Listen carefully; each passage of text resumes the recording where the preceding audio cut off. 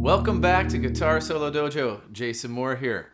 I'm going to break down one of my favorite tunes from one of my favorite albums, Van Halen 2, and this is the intro for Women in Love.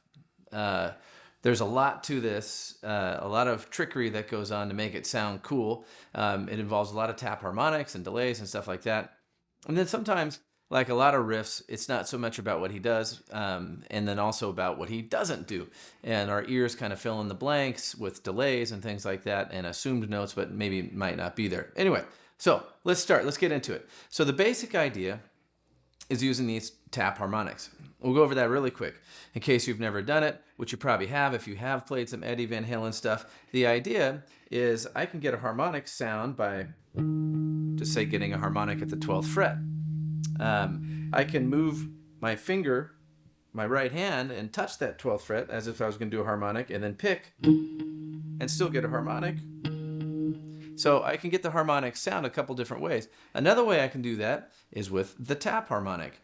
And that's I can take that same 12th fret harmonic, but instead of using my pick in my left hand, I can get sort of the picking done by force by slamming onto the string, giving me the tap harmonic right over the fret that I want to have the harmonic sound out. So it sounds like this. Pretty straightforward. The key to that, though, is not hammering on, right? So we don't want to, we get that, the pitch in this case will be the same because the 12th fret harmonic sounds the same as the 12th fret, but we don't want to slam down to it because that'll ruin the harmonic effect. What we want to do is slap it, and we want to be off of it at that point. So the principle, though, can be transferred to any fret that you want to start from. So if I want to, say, hold down the 2nd fret on a string, I can get a tap harmonic anywhere, like the natural harmonics go on 5, 7, and 12, basically. So we get this. I can do tap harmonics very easily, relatively easily, over any of those same distances from whatever fret I'm holding down with the left hand. So hopefully that made sense. If it doesn't, if I hold down the 2nd fret, say in this case on the G string, I can get a tap harmonic from 12 frets above that. So I just add 12, I go to the 14, and I get my tap harmonic. I can do it from what would be equivalent to the 7th fret, so I add 7 frets to it, and I get a tap harmonic there, or 5 frets above. And as you get shorter and shorter, in other words, if you're only 5 frets away versus 12 frets away, the tap harmonic gets a lot more difficult to get to ring out. So you have to make sure you have the right sound for it. If you have noodle around with compressors and things like that to boost the level or whatever it is that you can do, or a little bit of gain, especially if it's a clean tone, it's kind of a trick to get those things to ring out. But good practice that you could do with that is, say, just take a scale. And I know we're veering off topic, but we'll get back to it. So you could take a scale, say a regular old pentatonic scale, and just, I can take that and just practice tapping harmonics 12 frets above all those notes. So I can look at my right hand, and I'm going to get my left hand in place.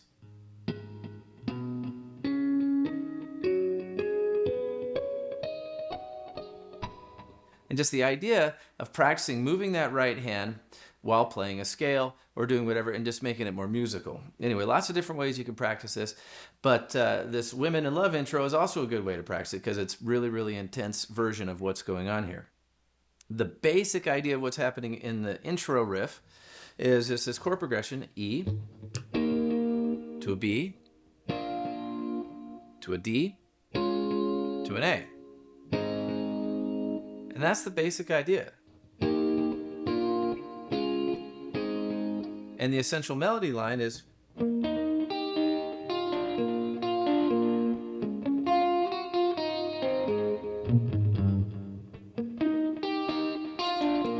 now the only difference here, and a big difference it is that you're going to use your right hand to do the tap harmonics 12 frets above all of those notes. So instead of this, we get this.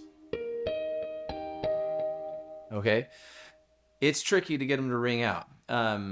And part of the illusion that goes on here, and if you watch some of his live videos of this, which I haven't found that many, but the ones I found, it doesn't exactly sound like the album because some of that delay isn't there. And from what I understand, it might not even be delay. It might be just an overdubbed guitar recorded an eighth note afterwards, or a split, however they might work it. Either way, it'll give you the same basic effect. But you want to have that delay. It's filling in an eighth note rhythm. So what I did was I set my metronome to about 88 beats per minute, which is roughly the tempo of that intro part, and then set my delay to 176 beats per minute, so twice that. So then I get the effect of having an eighth note delay in there with just one repeat. So set the feedback to 0. So then you get that second guitar sound coming in with that delay. So we get this. And all I'm doing is mirroring this melody here. And I say all I'm doing, I'm just copying what Eddie did, of course, but I'm just doing it with the right hand now with the tap harmonics. Okay, and then so you work your way through this, and you get this little bass line run basically leading back to the intro, or the beginning of that riff again. And you'll hear that delay come in and make it sound like a second guitar. Anyway, I don't have my delay set for the right speed for what I'm doing right now, but that's the idea. And so you get a lot of stuff that fills in. So we get this.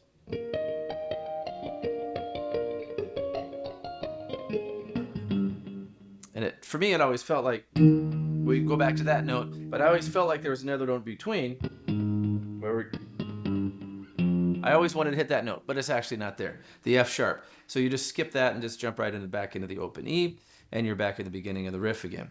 So you could just take these parts bit by bit, and I'd recommend taking these parts bit by bit and just practice doing this.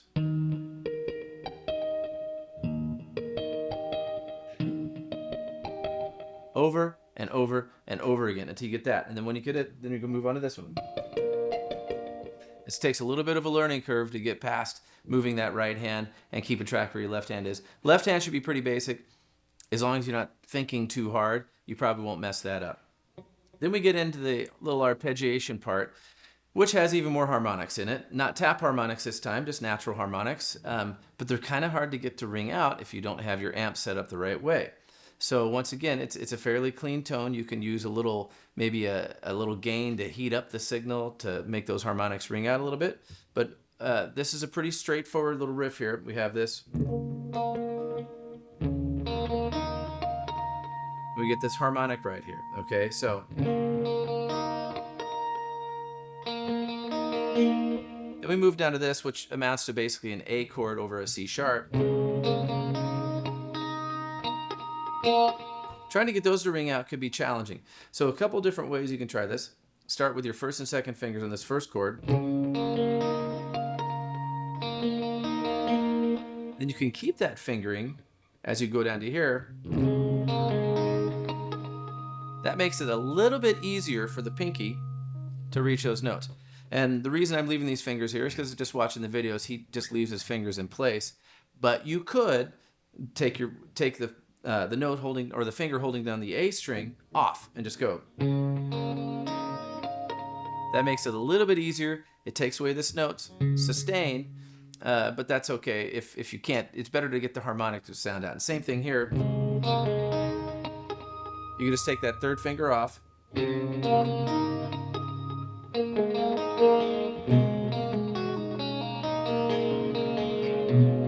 Really cool riff.